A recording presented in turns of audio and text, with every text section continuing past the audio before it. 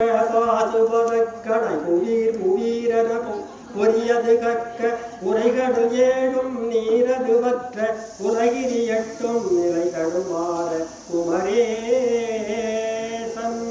அருகினில் நின்ற ஊதர்களெக்கர் அருளுடை மாமன் அயனுடைய இந்திரன் அலறிய ஓமம் எட்டுமி ஓர அதிவேகி வருணனின் வாடி வாயுவின் வாடி வச்சிரமீட்டி ஏழொரு சூலம் வகை வகையான பலவிதம் உணன் சென்றே சூலம் சேலைகள் யாவும் ஒரு நொடிதலிலே ஊதிய தள்ளி கும்பர்களாதன் கையினில் மீண்டும் உறவாச்சே. முருகப்பெருமான் விட்ட பாசுபதாசிரம் சூரனுடைய சேனைகள் தம்பிமார் எண்ணற்ற சேனைகள் எல்லாம் மடிந்து பஸ்மீகரப்படுத்தி விட்டது.